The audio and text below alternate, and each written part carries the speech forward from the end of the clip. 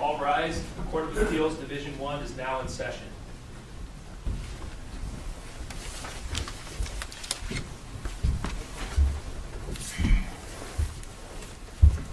Thank you. Please be seated.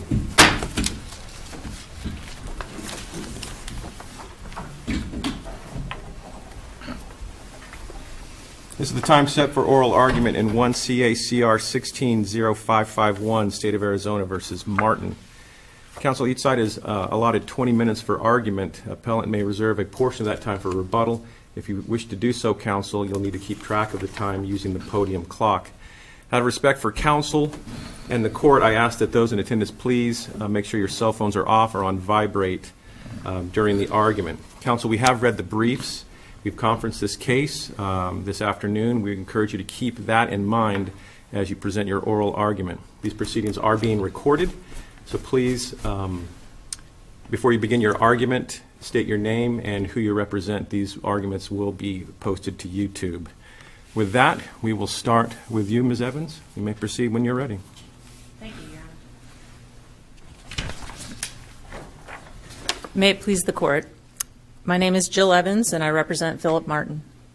We are asking the Court today to find that double jeopardy barred a second or successive prosecution for first-degree murder after the jury convicted the defendant of the lesser-included offense of second-degree murder for two reasons. First, the unable to agree interrogatory in combination with the lesser-included verdict operated as an acquittal of the greater offense of first-degree murder because the Counsel, jury... let me stop you right there. Yes.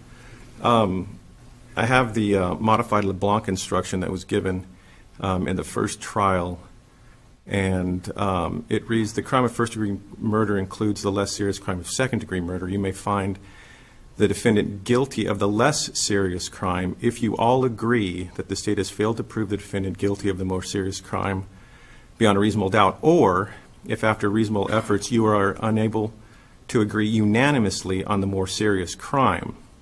And then there's another portion of that that ends the jury instruction. And then in the verdict form, they check the unable to agree.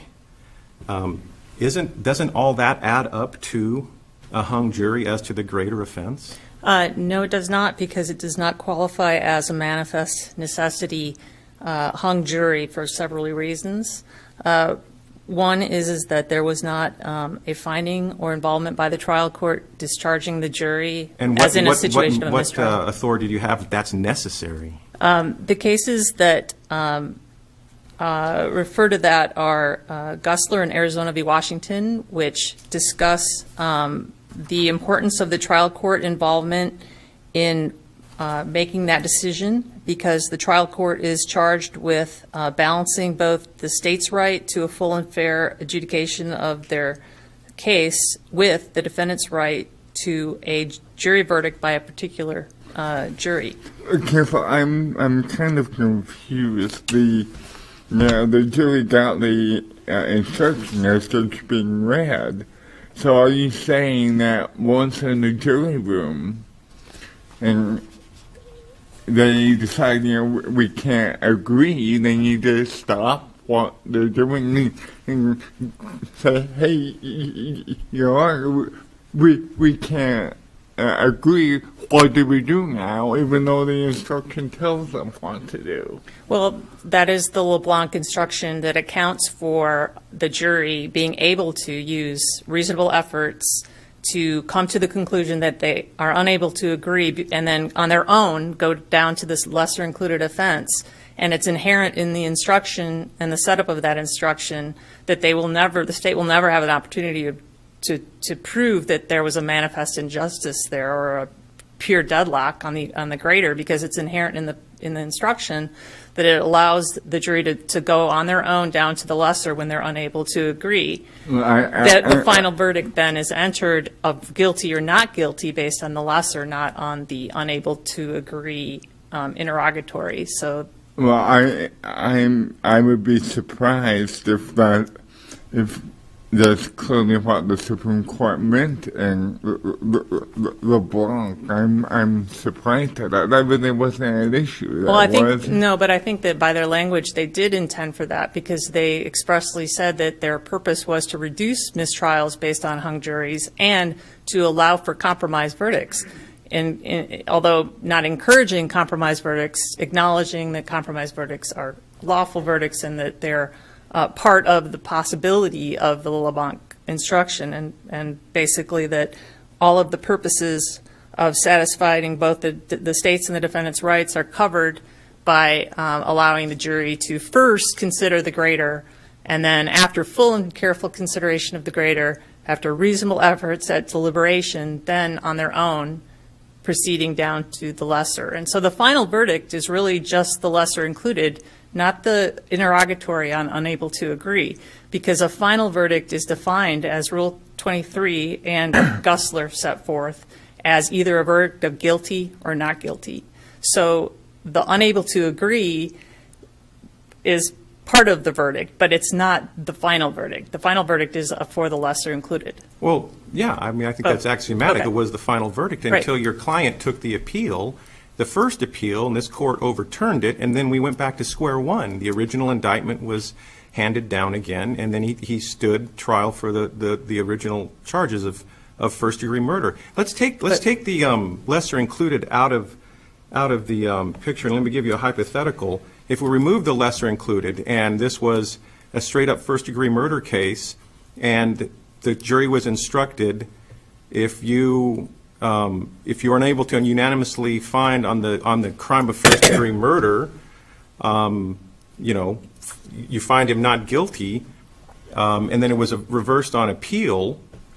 I mean, it doesn't sound like through your logic that there's never any finality in these cases. Well, that's not true under Green and U.S. v. Green and Price v. Georgia, because the rule is that it operates in acquittal if three things happen. One is that there is a conviction on the lesser, that there's second, there's a full and fair opportunity for the state to have proven the greater, and there's no circumstance such as a finding by the trial court of a hung jury which would rise to the level of a manifest necessity. In Price and Green, neither one of those involved an instance where there was any indication that the jury was hung. Didn't they just leave it blank, and so it wasn't the only conclusion they could draw was that there was an acquittal on the greater offense? No, I don't agree with that. As a matter of fact, they both say that that's not the conclusion that they reached. Instead, they reached the conclusion that it operated as an acquittal, because the silence they assumed probably meant, especially in Green,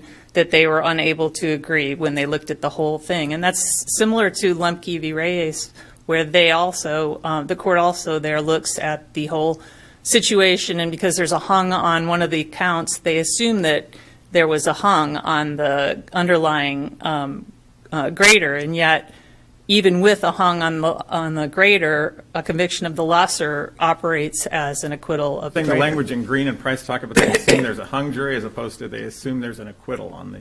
Well, they do talk about, basically Price says it doesn't matter if there was an implied acquittal or not. The test is full and fair opportunity. And in Green, they had a verdict, option of first or second degree murder, and then an acquittal of the first degree and a finding of second degree. Because the jury was instructed that they could find either or, it was similar to a lesser included, even though it wasn't actually a lesser included. So in that sense, they had a full opportunity. In those cases, isn't there an implicit acquittal because the jury and the record are silent about what the jury did?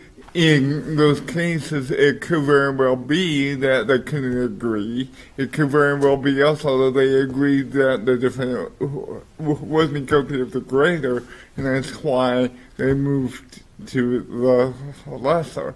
Because we don't know, we have an implicit acquittal. Here, we know exactly what the jury is thinking because they checked the box. Mm-hmm.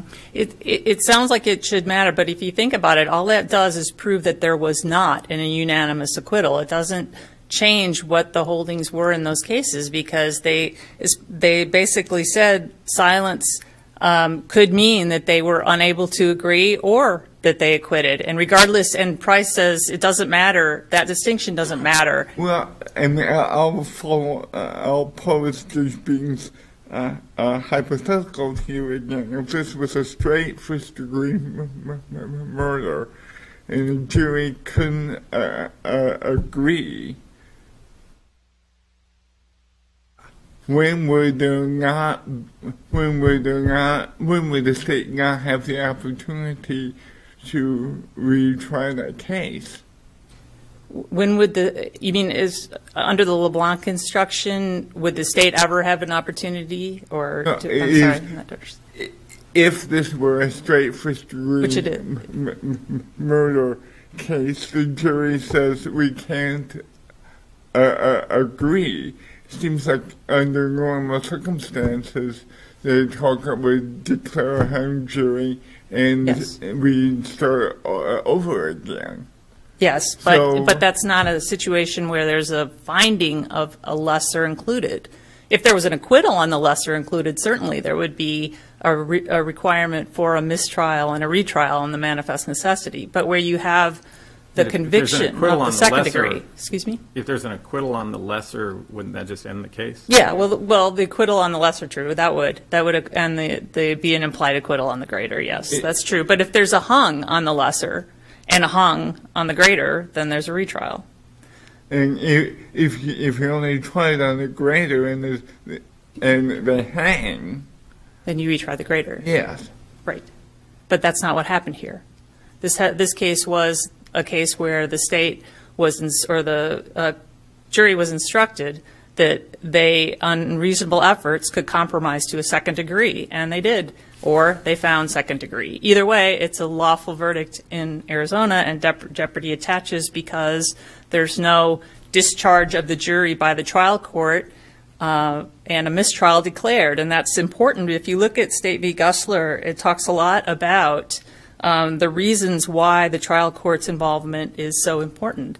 The defendant has a right to a verdict from a particular jury, and if the court makes a mistake in discharging that jury too early, it could impact that right. Too late, it could result in a coercive verdict. And so it's important that the trial court, to find a manifest necessity, all the cases that find it involved an actual finding by the trial court of a manifest necessity, of a mistrial, of a genuine deadlock, and discharged the jury without a final verdict. What's your response to the state's suggestion that Satizan, the sentencing in the capital context, is relevant here? Why doesn't that control our decision? Well, if I'm thinking of Medina, where there's a hung jury on the finding of death and then a retrial later on.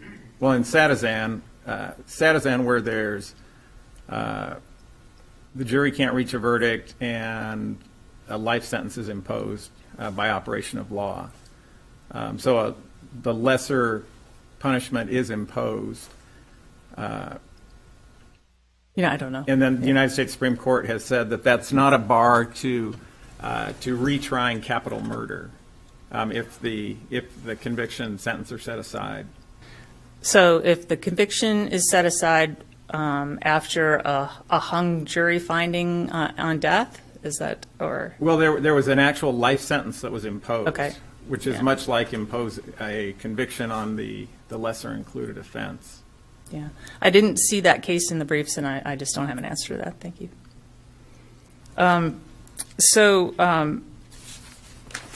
The authority that I did see in the state's brief in support of the finding that this was equal to a hung jury, all involved cases where the court actually discharged the jury. So that was Allen and Martinez, Bordeaux. And that was an important distinction because of the fact that I didn't see any case except for Glassman in this situation where a hung jury was actually inferred from just an interrogatory in a lesser verdict. Did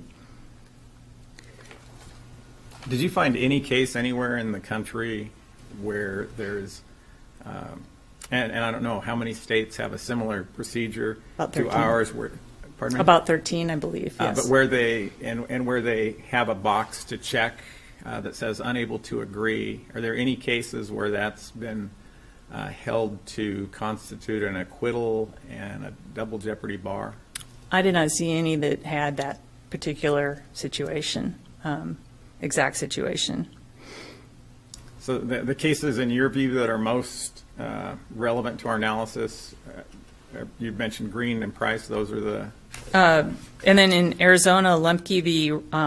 Reyes, and then Lemke v. Ryan, and both Division I and Division II, Espinosa and Division II. And also, it should be noted that I've found a few cases where the state even conceded in this situation that the greater would be a bar to the lesser. In State v. Rodriguez, the issue was mostly about collateral estoppel, but before they even got to collateral estoppel, the state conceded in that case that a bar would apply where one of the aggravated DUI offenses was litigated with the lesser of driving while license suspended, and one was litigated with 2 prior DUIs as the aggravating factor for the DUI. The jury found the lesser of driving while license suspended, and the state conceded in that case that they would be barred against going after the aggravated DUI on that theory. The court found that there was no collateral estoppel to prevent them from going after the aggravated DUI under the other theory because there was a likely unable to agree over the element of under the influence. So again, the court took the unable to agree. Maybe it would be relevant for collateral estoppel because the state could argue if there's no check mark by the unanimous verdict box, then they could argue collateral estoppel does not apply. But as far as a bar to retrial on the greater and the lesser, I believe this is actually black letter law. Oh, and State v. Espinoza, our brethren down in Division II, said that jeopardy cannot continue to a hung jury absent a high degree of necessity, something which cannot be shown unless the record reflects the jury is genuinely deadlocked. Again, when I read the instruction and the box that was checked unable to agree, you still do not agree that that shows that the jury was genuinely deadlocked as to the greater? No, because the LeBlanc instruction allows them to compromise, well, not necessarily fine. The LeBlanc instruction doesn't talk about unanimously. Unanimous. And here, in this case, Judge Sipe added that the unanimously, you had to be unable to agree unanimously. I don't see how that does not equate with genuinely deadlocked. The unanimous language is superfluous to other language in that same sentence. If you look, there's all agree twice in that sentence. Well, even makes my point even better, counsel. I respectfully disagree because the unanimous language still pertains to a non-final verdict in a LeBlanc structure that allows the jury to drop down and create a final verdict from the lesser without a final verdict. A final verdict is a verdict of guilty or not guilty. You're saying it would have the same meaning if it simply said, if you are unable to agree. Is it necessarily any different than if all of you are unable to unanimously No, I think agree? it's implied. If I would like to reserve the remainder of my time. Thank you. Ms. Wilson. Good afternoon. May it please the Court. Lindley Wilson, Assistant Attorney General representing the state in this matter. This Court should affirm appellant's conviction and sentence for first-degree murder because his first jury indicated it was unable to agree on first-degree murder and instead convicted him of second-degree murder. As we've argued in the briefing, double jeopardy principles did not preclude the state from retrying him for first-degree murder after he successfully obtained a retrial. You do agree that double jeopardy does preclude the state from seeking a first-degree conviction if the defendant doesn't appeal? Absolutely. So there is a double jeopardy bar that's in place following that first trial. The event of the appeal is essentially continuing jeopardy. So how do we? what do you do with the language in Price and Green that says that by appealing you don't waive the double jeopardy bar to the greater offense? I think the way the appeal is handled with all of this is actually best addressed through Richardson versus United States, which we've relied on heavily. There, the Supreme Court established that jeopardy can terminate as to some counts and be continuing on others. And then combined with the other Supreme Court case law that establishes jeopardy is continuing through an appeal, such as United States versus Ball and Burks versus United States, it's just a unique circumstance where his appellant's jeopardy on first-degree murder was continuing until and unless the case was reached. Isn't that inconsistent with the language in Price and Green? The language seems pretty clear on its face that that you don't, by exercising your right to appeal the conviction on the lesser included, you're not waiving, and they... I see what you're saying. In terms of waiver, the Supreme Court did reject the government's position there that by effectively appealing his conviction for the lesser, he just altogether waived any double jeopardy claim. But I think that's different from the concept of continuing jeopardy. And Green was decided in 1957. I think subsequent opinions clarified. In fact, Price versus Georgia in 1970 noted that Green effectively formulated a concept of continuing jeopardy that has application where criminal proceedings against an accused have not run their full course. I thought Price specifically referred to Green. Price cites Green saying a majority of the court rejected the argument that by appealing the second-degree murder conviction, the petitioner waived his plea of former jeopardy with regard to the charge of first-degree murder. And again, I read that language as pure waiver. It's not as if, in other words, the state isn't arguing here that appellant effectively waived his double jeopardy claim altogether by appealing. So I took that as a... But counsel, it seems to me that the double jeopardy wouldn't attach on the first-degree murder because the jury couldn't agree. So there's no waiver of any double jeopardy rights. He has no double jeopardy rights when the jury can't explicitly can agree. Am I looking at that correctly? Yes, absolutely. But wouldn't that suggest then that there's nothing that keeps the state from pursuing a first-degree murder conviction when the jury just couldn't agree on first-degree murder the first time? It seems to me there is a double jeopardy bar that is in place as to first-degree murder following that conviction. Maybe a better way to think about it is in terms of finality, that if the proceedings, and I think this is how Price discusses it, if the proceedings haven't fully run their course, then jeopardy is continuing as to the greater. But in a situation like this, where the defendant is convicted of the lesser offense, and assuming no other proceedings are taken, jeopardy attaches, and it is certain the state can't try to re-prosecute for the greater offense. I would like to address Lemke versus Reyes briefly, because there's been some discussion about that. Lemke is very interesting from this court in 2006 because a thorough reading of that case illustrates that half of its analysis supports the defendant's position here, and half of the analysis supports this concept of continuing jeopardy as to a greater, and citing Richardson. So in Lemke, the defendant was charged with felony murder, and the jury was given several options for lesser of felony murder. One was the predicate offense, and then there was a lesser included, maybe one or two lesser includeds of that offense. And the jury in that case filled out a blank verdict form for the predicate offense, but stated it could not agree as to felony murder. And so this court held that under the implied acquittal case law in Green and Price, it would give the benefit of the doubt to the defendant, assume that the jury's silence constituted an acquittal as to the predicate offense, but jeopardy was continuing for the felony murder greater offense.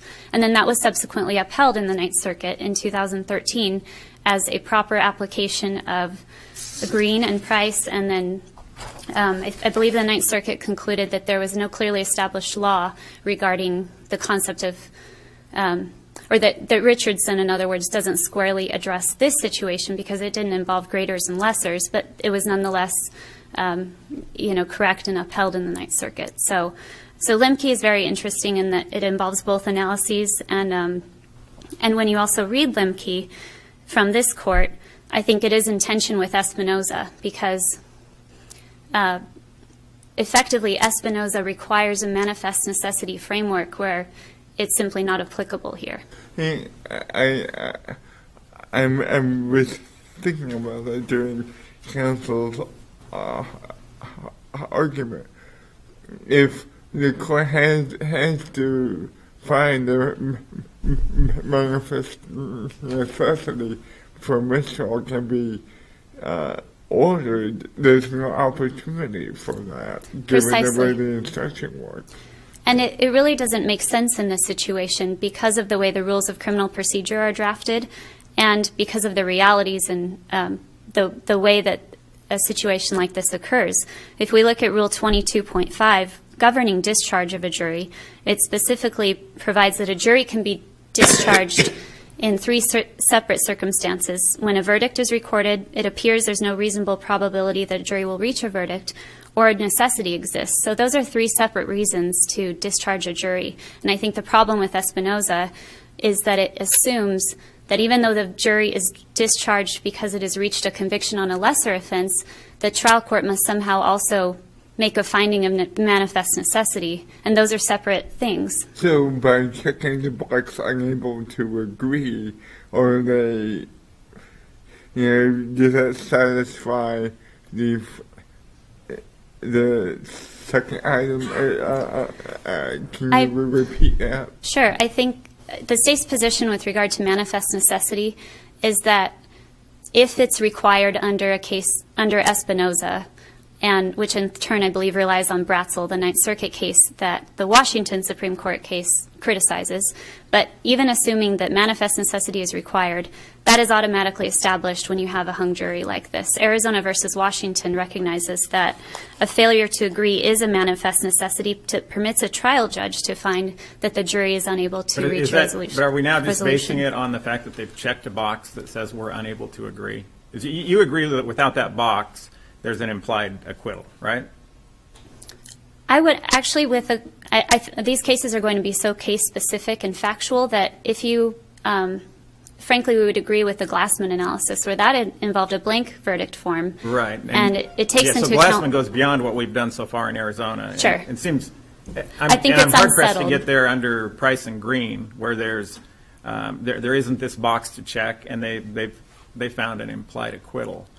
And as long as you're on Glassman, I'm curious, are there any cases, I didn't see of the cases that I went through from the briefs, are there anywhere in the country where a conviction for the greater offense after having appealed the lesser offense, are there any cases where that conviction has been upheld?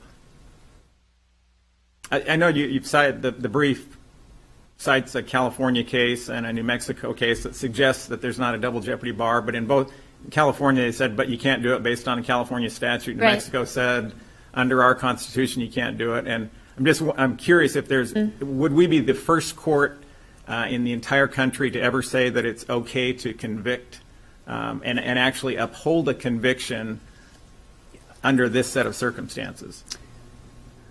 Where a jury has specifically stated it's unable to agree as to the greater, and Right. it's just right in line with these facts. After there's been a conviction on a lesser included, whether they've even said unable to agree or not, but where they appeal the lesser included conviction, get relief, and then they're retried on the greater. Were any of the cases, and I don't mean to put you on the spot, but if you knew off the top of your head, any of them, because they all seem to be in kind of the pretrial context. The Eighth Circuit case was one in which it doesn't look like it was ever appealed, and it looks like he was ultimately sentenced on the lesser included offense, and no cert petition was taken. I haven't seen, and there may be, but it's admittedly a unique circumstance, so it may be that in other cases. And again, these do come up in the context a lot, as you said, of pretrial rulings. So it's possible that those cases end up pleading out or things happen with them. And so but I would note, again, that in Lemke versus Reyes, even this court in 2006 held that it did not violate double jeopardy to retry that defendant for felony murder where a jury indicated it was unable to agree. So I think this case is right in line with Lemke versus Reyes. And again, going back to the Glassman court, there the Washington Supreme Court held that even a blank verdict form, when a jury is told, if you cannot agree, you may leave it blank, the court interpreted that as not an implied acquittal, and that's an unable to agree where the hung jury principles apply, and retrial on that offense is permitted. So I do think this principle is very well established around the country. Can I ask you about LeBlanc? Sure. We're here because LeBlanc changed the rule. Under Wussler, there had to be an acquittal first before reaching the lesser included. And the LeBlanc court seems to be suggesting, I think there's specific language saying this isn't intended to be any kind of a substantive change. This is a procedural rule. And in fact, the rationale given is that it's going to diminish the likelihood of hung juries. It doesn't seem to be what LeBlanc was contemplating. It does. And this seems a little bit inconsistent with just this is something less than we want to avoid a hung jury. Just make some reasonable efforts to reach a conclusion on the greater offense. If after reasonable efforts you can't reach a conclusion, let's get to the lesser included. And then there's language in LeBlanc, the other rationale that suggests that the jurors determined that the facts presented, that the evidence more closely aligns with the lesser included than with the greater. Mm-hmm. And that it suggests an acquittal, regardless of this language, that the jury has essentially said the facts just don't match the elements of the greater offense. So Sure. why wouldn't we view that as an implied acquittal of the greater offense? Well, for several reasons. First, LeBlanc considered various policy reasons for adopting this approach instead of an acquittal first instruction. And so, it should not be reconsidered merely because with the benefit of hindsight in this type of case, it's, even if the Arizona Supreme Court had not intended this particular consequence, it's not unfair in any way to have this type of result. And so I know there's been some language in Lemke versus Reyes and even maybe Espinoza that, the courts would seriously doubt the Arizona Supreme Court, whatever, and consider these unintended consequences. But I would state that on the other side of the scale, the state has a very strong interest in a final resolution of its case on the merits, and it never received that with the first trial. And that language comes directly from Richardson. You can make that argument without the defendant filing an appeal. And, and you don't disagree that the state can't file. Right. So why would that be compelling? Because when a defendant appeals, and this is why I think the manifest necessity framework is a little misplaced in this analysis.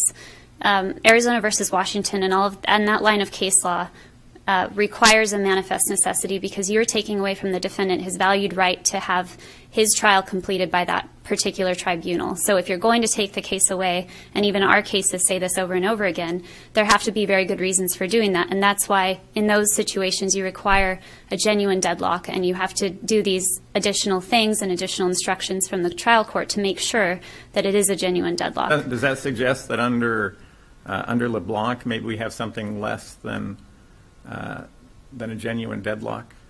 I don't think so because, again, the Ninth Circuit in Bratzel versus Washington suggests that something like a genuine deadlock is required, but the Glassman But court, we don't I give think, an impasse instruction. We don't, and we just tell them use reasonable efforts, and we don't. Nobody comes in, and we don't. Whatever the rule is, 22-4, whatever the impasse instruction. We don't do that in this situation. We just say use reasonable efforts. If you can't, let's move on to the.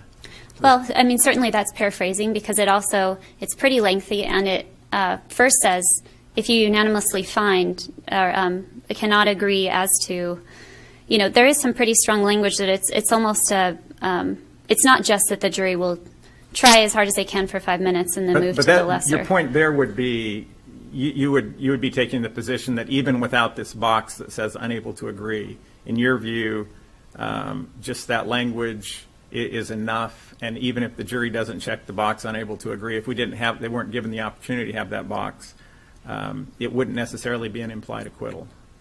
I think it's going to depend on all of the instructions given. Like if we look at Espinoza, for example, and the jury gives the court a note stating, we might be hung on this count, what do we do? And then the trial court says, pursuant to your instructions, you may leave it blank. I think that's the exact situation in Glassman, and they hold, well, on its face then, when a jury returns the blank verdict and has not checked a box or stated not guilty, it cannot be construed as an implied acquittal under any terms. And the Arizona Supreme Court's decision in Medina reinforces this principle that, by definition, those are two separate things. And if they have an option to indicate clearly that not guilty. Medina's the capital sentencing. Right, and I think that in turn relied on Satizan. But I am curious, isn't there a pretty significant difference in Satizan and Medina, where the jury doesn't reach any verdict at all? The jury just says we don't agree on death, and then just by operation of statute, we get to a life sentence.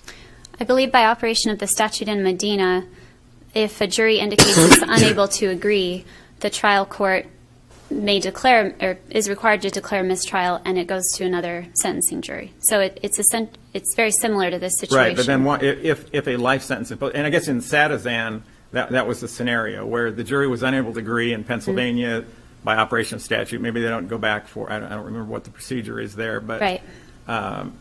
The U.S. Supreme Court said that's not a bar to reseeking the death penalty. The jury couldn't agree, but that seems right. very different, where there was no finding. And Satizan it seems like Justice O'Connor's decision is the only one that really matters. It was a 4-1-4 decision, and she seems to just be saying the jury didn't make any finding. There was no verdict by the jury. The sentence was imposed by operation of law.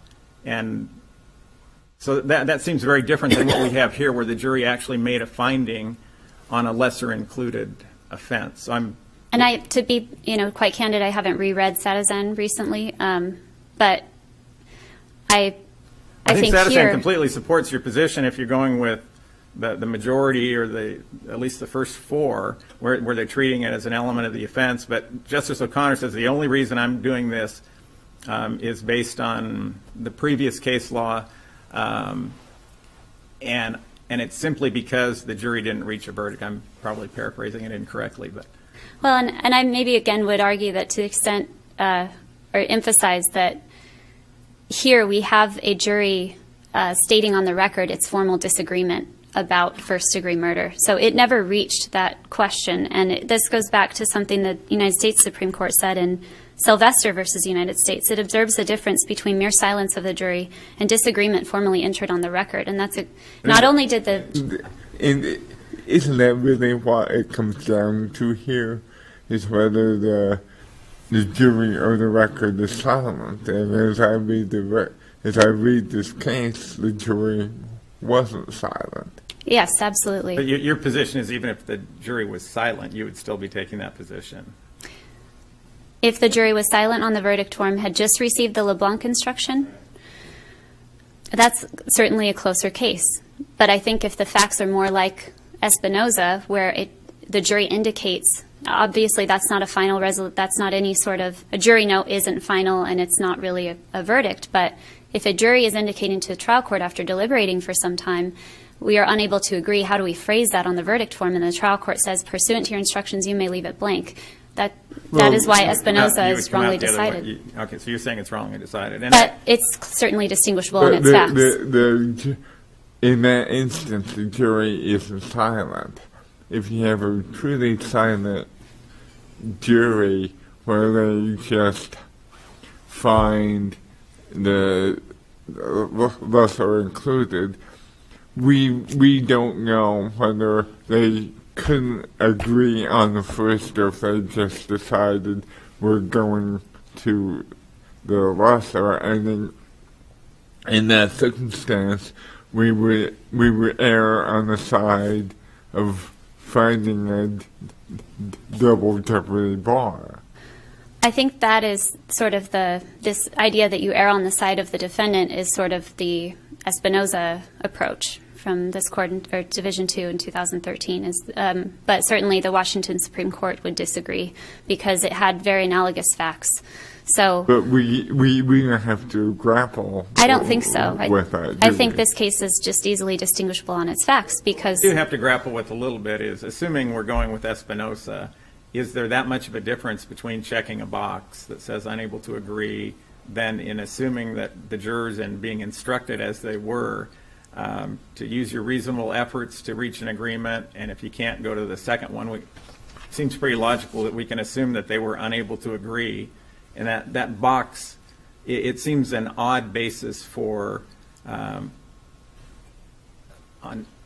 have the entire case pivot on checking a box that says unable to agree, when that seems to be clearly what happens every time you get a LeBlanc instruction and they move on to the lesser included. Sure, I think that is the result, and it doesn't seem weird to me because LeBlanc offers these alternatives. You can move to the lesser if you just all unanimously agree he is not guilty of the greater, and in that case, the jurors should select not guilty, or they can make reasonable efforts, and if you cannot unanimously agree, then you can consider the lesser. And so, to me, the verdict form just reflects the jury's intent with respect to the greater, and it's consistent with their instructions, and they're presumed to follow their instructions, of course. And so, it is also worth emphasizing that they pronounced this verdict orally. I looked at the record again just in preparation for argument, and they stated in open court, "We upon our oaths are unable to agree on the charge of first-degree murder and find the defendant guilty of the lesser included offense of second-degree murder." So it's more than just checking a box. It is their pronouncement of what their resolution or non-resolution of was of first-degree murder. And again, to just finally go back to Green and Price, when Green talked about the implied acquittal, at some point in their analysis, they said, it is as given that this jury had the option of acquitting or convicting this defendant, it is the same as if they returned a verdict that stated, we find the defendant guilty on the lesser included offense and we acquit him of the greater. So I see I'm out of time. In conclusion, the state would request that you affirm the defendant's conviction and sentence. Thank you. Thank you, Ms. Wilson. Ms. Evans, you have 2:37. We'll probably give you a couple more minutes because we gave Ms. Wilson some extra time, so we'll give you some extra time as well. Thank you. Go ahead. First of all, I don't believe this is an unintended consequence from LeBlanc, because LeBlanc indicates that the purpose of the reasonable efforts instruction was in part to reduce hung juries and mistrials and retrials. And so the whole scheme was in line with that, and also recognized that compromise verdicts may occur after a reasonable efforts finding and unable to agree finding, and that's a valid verdict in Arizona, and How is the first verdict a compromise verdict? Well, it may or may not be, but it allows for that possibility because if they're unable to agree. How may it be a compromise verdict then is maybe a better question, because it doesn't seem to be compromised. From my reading of the record, they did not find your client guilty of first-degree murder, but definitely guilty of second-degree murder, of which he appealed. So how is it compromised? Well, the second degree could have been a compromise between the rejection of premeditation and the justification defense, which applied to both. But the instruction says if you're unable to unanimously agree, that doesn't mean they can get any conclusion regarding the first-degree murder. But there's no involvement by the trial court to make sure that there's that conclusion. There's no impasse instruction. There's no involvement by the trial court. There's no genuine deadlock. The way the instruction is written, the trial court has taken itself out of that. And I'm not aware of any case, and perhaps there is one, where even if the jury can't agree, the court says, I know they can't agree, but I'm not going to allow a retrial. I'm not aware of a case like that. So I'm I'd be very shocked that the talker has to make that finding on the record. I would point you to two cases, like I argued before, if you look at the first part of Rodriguez, then also if you look at, I disagree on Lemke v. Reyes, because there were two parts of Lemke v. Reyes. Well, the first part was it concerned the armed robbery with a lesser included conviction for theft. The second count was the felony murder predicated on the armed robbery. It was a multi-count indictment. It wasn't a LeBlanc instruction that covered both of those. The LeBlanc instruction covered the armed robbery to the theft. The court held that because there was a conviction of the theft, there was implied acquittal on the armed robbery based on a likelihood that they were unable to agree because they hung on the felony murder. So you can't conflate a situation where there's multiple counts versus a lesser included offense instruction pursuant to LeBlanc. Thank you. I see I'm out of time. We would ask, again, that you reverse the conviction for first-degree murder and either affirm the second-degree murder or reverse for retrial. What would be the basis for reversing the second degree? That's a really good question, and if you don't mind, I would like to address that. The prejudice that could happen in the situation of referring a reversal of the first-degree murder and then after a lesser-included second-degree murder, the prejudice could be from, and was in this case, in fact, from the fact that the jury had to consider premeditation, which impacted or could have impacted their decision as to whether or not the defendant acted reasonably, which was the justification defense. Would that all be factored in if this had just been tried as a second-degree murder? Can't the jurors consider all the evidence would come in? Why? Yes, that's true, but there was an argument, in closing argument actually, where the prosecutor emphasized the fact that in this case there was a 20-second period of time which the defendant reflected before shooting, and so it was relevant to premeditation, and it was argued strenuously in closing, and then also differentiated between first and second degree murder, calling the first degree murder a hateful murder and the second degree murder an angry murder, and because this was a first degree murder, it was and premeditated, therefore he was not acting reasonably, therefore justification didn't apply. So there's an argument to be made and to look at, and that prejudice actually did result as a result of the greater being allowed to be retried with the second degree. Thank you. Thank you, Ms. Evans. Counsel, thank you for your briefs and presentation here today. We will take the matter under advisement. We will issue a written order in due course. Court now stands at recess. Thank you.